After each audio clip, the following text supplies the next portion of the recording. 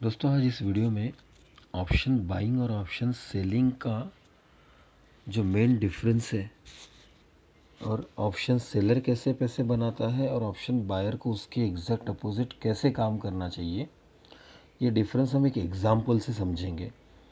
हम ऐसे 2 point mark करेंगे चार्ट पर जहाँ पर 3 घंटे के मतलब 3 आवर्स के डिफरेंस में सेम रेट बैंक निफ्टी ने अचीव किया है और उसी रेट पर 3 घंटे पहले कॉल और पुट का प्रीमियम का क्या रेट चल रहा था और 3 घंटे बाद कॉल और पुट के प्रीमियम का क्या रेट चल रहा था, ये देखने की कोशिश करेंगे।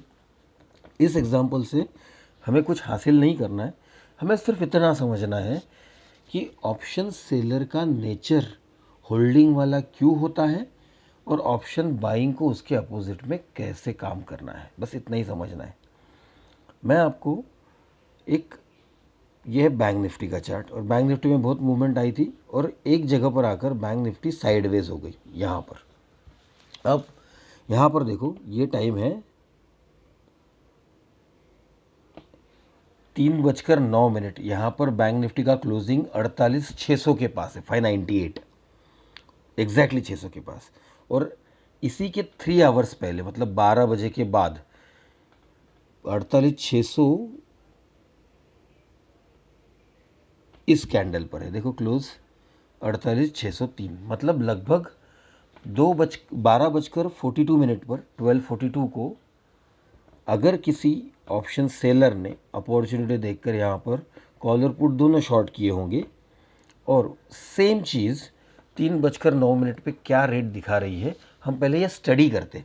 ये 3 घंटे मार्केट ऊपर गया नीचे गया ऊपर गया नीचे गया, लेकिन ऑप्शन सेलर दोनों साइड को शॉर्ट करके, अगर स्ट्रैडल की बात कर रहा हूँ मैं 48,600 के सिर्फ एट द मनी के कॉल पुट की, लोग तो दूर दूर का शॉर्ट करते हैं जिसमें टाइम वैल्यू ज़्यादा होती है और वहाँ एडवांटेज भी ज़्यादा होता है, लेकिन जहाँ पे बिल्कुल एट द मनी जो ऑप्शन बायर के फेवर में काम करता है ऐसा हम सोचते हैं, उसका क्या नतीजा होता है वो हम इस एग्जाम्पल से देखेंगे।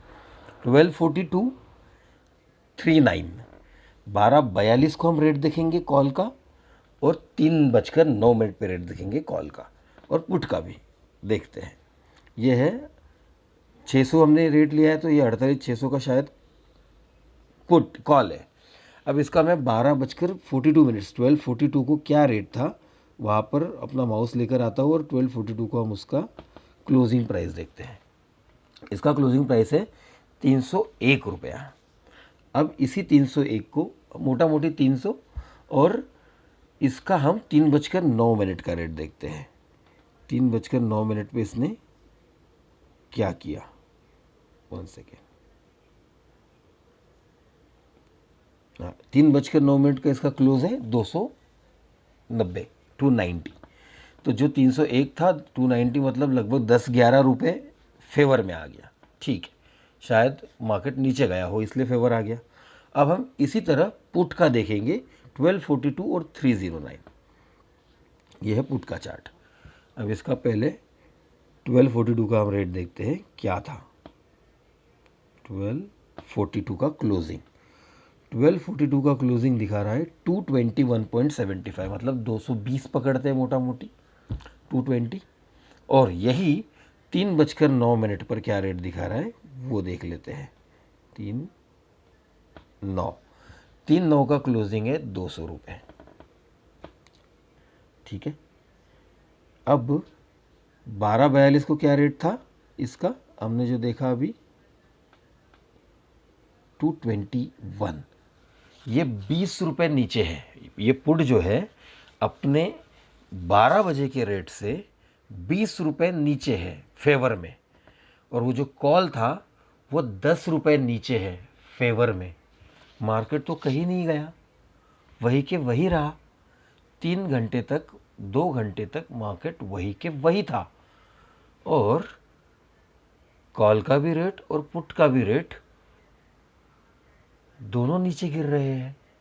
मतलब अगर इसी जगह जहां इस व्यक्ति ने ऑप्शन सेलर ने कॉल भी सेल कर दिया पुट भी सेल कर दिया, बहुत ऊपर नीचे ऊपर नीचे किया, उसके रेंज में अटका रहा और आकर एक जगह पर 3:09 पर एग्जैक्टली बैंक निफ्टी में वही रेट आया जो 12:42 पे था और वहाँ पर दोनों की टोटल 300 प्लस 220 मतलब 520 हो रही थी, 520 523, और यहाँ पर इसका रेट 200 और उसका रेट 290 490 हो रही है, मतलब 30 पॉइंट इसने बिना कोई हेडेक लिए, बिना कोई डायरेक्शन सेंस के 30 रुपये ऐसे ही कमा लिए। ऑप्शन बायर 30 रुपये कमाने के लिए मर मर मर मर करता है, 10 ट्रेड मारता है, उसमें से एक ट्रेड को भी 30 पॉइंट तक होल्ड नहीं कर पाता। इस व्यक्ति ने आराम से नींद लेकर 2 घंटे की 30 पॉइंट ऐसे ही कमा लिए। अगर यही चीज ऑप्शन बायर करने लगे तो 100% लॉस करेगा।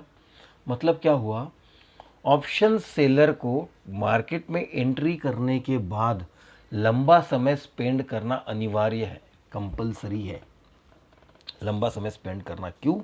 क्योंकि जब वो लंबा समय स्पेंड करेगा तो ही तो टाइम बीतता जाएगा और टाइम की वैल्यू रिड्यूस होती जाएगी। और जो जबकि उसने डेल्टा न्यूट्रल पोजीशन बनाई है, डेल्टा न्यूट्रल मतलब ऊपर जाने से कॉल बढ़ेगा पुट घटेगा, नीचे जाने से कॉल घटेगा पुट बढ़ेगा। तो इससे होगा क्या, दोनों तरफ से इक्वल फोर्सेस एक्ट हो रहे हैं और सिर्फ जो टाइम है वो बीतता जा रहा है और टाइम की वजह से वैल्यू रिड्यूस होते जा रही है।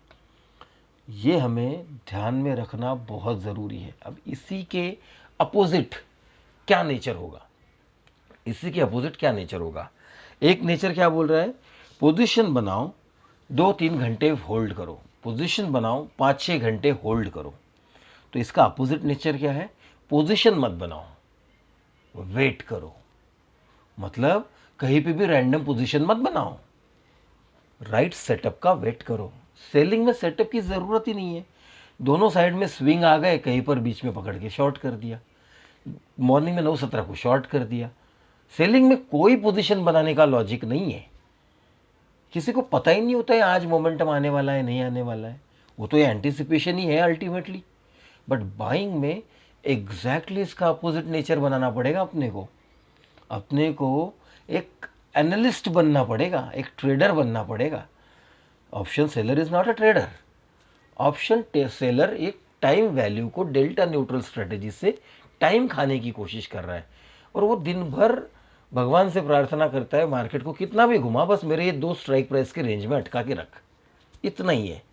स्किल पोजीशन लेने के लिए स्किल कोई रिक्वायर्ड नहीं है, पोजीशन मैनेज करने के लिए इमेंस प्रेशर, इमेंस स्किल और दोनों तरफ अनलिमिटेड लॉस का डर, ये तो होता ही है।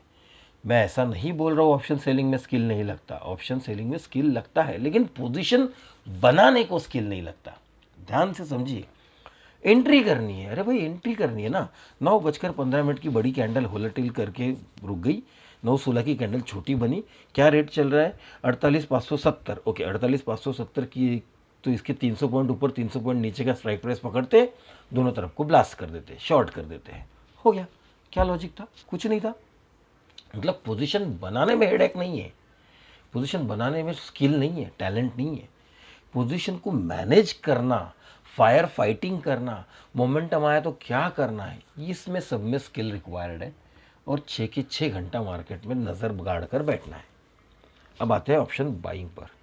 तो जैसे विपरीत position banana is not required skill in option selling. अब यहाँ पर बाइंग में ह्यूज स्किल रिक्वायर्ड, ह्यूज, क्योंकि मोमेंटम पकड़ना है दोस्त। ऑप्शन सेलर की तरह आधा घंटा वेट करते अपने डायरेक्शन में मोमेंटम आएगा, ये तो बकवास हो जाएगा ना। इमीडिएटली एंट्री करने के बाद 5, 10, 15 मैक्सिमम 20 मिनट में रिजल्ट मिले, नहीं तो पोजीशन कट।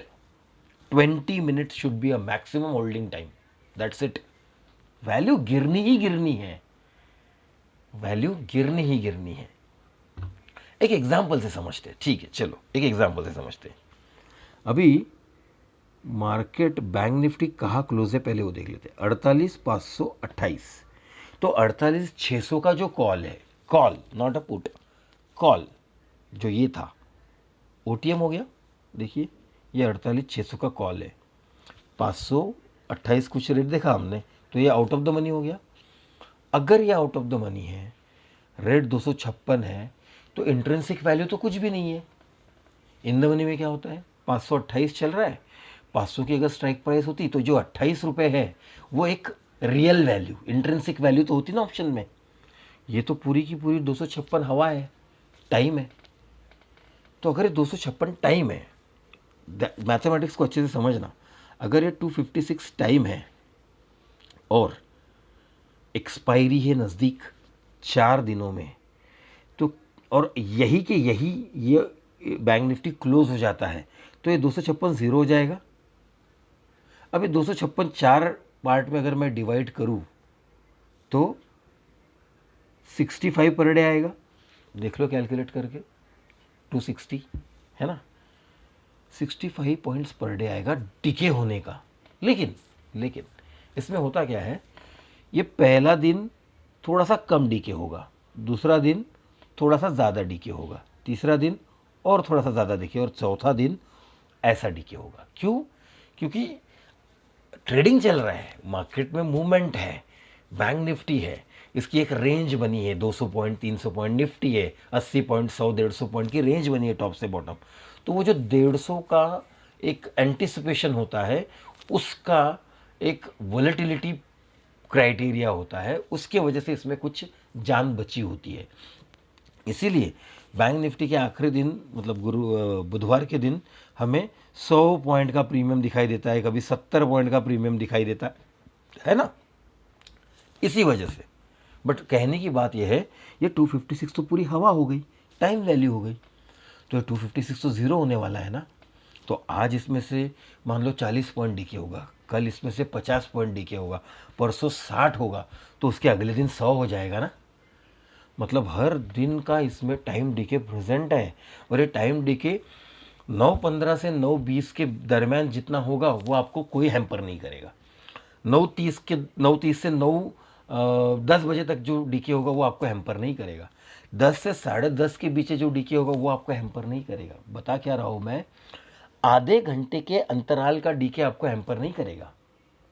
डीके कौन सा हैम्पर करेगा पता है? 10 बजे पोजीशन लिए और 12 बजे तक होल्ड है। अब ये जब घूम के आपके रेट पर इंडेक्स आ जाएगा, लेकिन ऑप्शन आपके रेट पे नहीं आएगा, ऑप्शन आपके रेट से 10-15 पॉइंट नीचे ही रहेगा। क्यों ऐसा? टाइम वैल्यू से डिके हो गया। लेकिन वही अगर 15 मिनट की बात होती तो 1-2 पॉइंट का फ़र्क जो निग्लिजिबल है, पता भी नहीं चलता है, इतना फ़र्क पड़ता 15 मिनट के टाइम पर। इसीलिए ऑप्शन बायर का नेचर ऑप्शन सेलिंग के अगेंस्ट वेट का होना चाहिए। उसके पास एक बहुत स्ट्रॉन्ग मोमेंटम वाला सेटअप होना चाहिए। उसको मोमेंटम के कैंडल की साइजेस और रिटेल के कैंडल के साइजेस में क्लियर अंतर पता होना चाहिए, और उसकी स्ट्रैटेजी प्योरली बैक टेस्टेड होनी चाहिए। ऑप्शन बायर तभी सर्वाइव कर पाएगा। अब हम यहाँ पर कुछ दिनों के चार्ट देखते हैं, जिसमें हम नेचर पता करते हैं 5 मिनट के चार्ट टाइम फ्रेम पर। 5 मिनट इसलिए क्योंकि थोड़ा सा ज़्यादा चार्ट दिखाई देगा हमें, ठीक है। अभी देखते हैं, एक सेकेंड। 5 मिनट के चार्ट पे मैं आपको कोई एक चीज़ ऐसी बताने जा रहा हूँ जहाँ पे आपको समझ आएगा मैं किस सिलसिले में बात कर रहा हूँ। जैसे अभी यहाँ पर देखो, इस जगह पर इतना पोजीशन साइडवेज, इतना पोजीशन साइडवेज, इतना पोजीशन साइडवेज, यहाँ इतना लंबा साइडवेज, यहाँ इतना लंबा साइडवेज। साइडवेज का अगर टाइम आप कैलकुलेट करोगे यहाँ से लेकर यहाँ तक, तो आपको पता चलेगा 2-2 घंटे 3-3 घंटे का टाइम पीरियड है ना। यहाँ पर कितना टाइम था, 1:25, क्लोजिंग 3:30, 1:25 3:30, 2 आवर्स साइडवेज। लेकिन मोमेंटम आया, कितने देर आया, हार्डली 10 मिनट। यहाँ मोमेंटम आया, कितने कैंडल है, 6-7 कैंडल होगी, हार्डली 30 मिनट।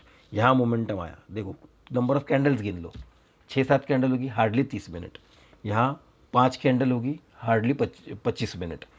मतलब क्या हो रहा है, जब मोमेंटम आता है तब वो मोमेंटम केवल 15-20 मिनट के लिए रहता है, और जब साइडवेज जाता है तो वो रेंज में मार्केट 2-2 3-3 आवर स्पेंड करता है। अगर ऑप्शन बायर मोमेंटम को और साइडवेज मार्केट को अलग से नहीं देख पाया, तो ऑप्शन बायर मार्केट में पैसे नहीं कमा सकता, बिल्कुल नहीं कमा सकता, हमेशा गंवाना ही पड़ेगा। और इसीलिए लोग कहते हैं कि option buying is a difficult job. इसलिए अगर आप ऑप्शन बायर हो तो कृपया करके रैंडम ट्रेडिंग बंद कीजिए। ऑप्शन बाइंग के लिए दिन में एक या केवल 2 अपॉर्चुनिटी है, जैसे मैंने आपको चार्ट पर दिखाया। जब मोमेंटम आता है 15 20 30 मिनट के लिए कंटिन्यू करता है, फिर साइडवेज पड़ जाता है, फिर 15 20 मिनट 30 मिनट के लिए कंटिन्यू करता है, फिर साइडवेज पड़ जाता है। इसके अलावा ऑप्शन बायर के लिए कोई चांस नहीं है। ऑप्शन बायर के लिए 2 या 3 बार ऐसा होगा दिन में ये 30-30 मिनट की मोमेंटम आएगी, 2 या 3 बार, कभी कभी तो एक बार भी नहीं होता। देखा होगा आपने बहुत सारे पिछले दिन। और जब से वोलेटिलिटी इंडेक्स 11 और 12 के बीच में ट्रेड कर रहा है, तब से तो बहुत बकवास हो गया है बाज़ार। प्लीज़ एक मोमेंटम का सिस्टम सीखना अनिवार्य है, अदरवाइज़ बहुत स्ट्रगल होगा ऑप्शन बाइंग में। थैंक यू दोस्तों।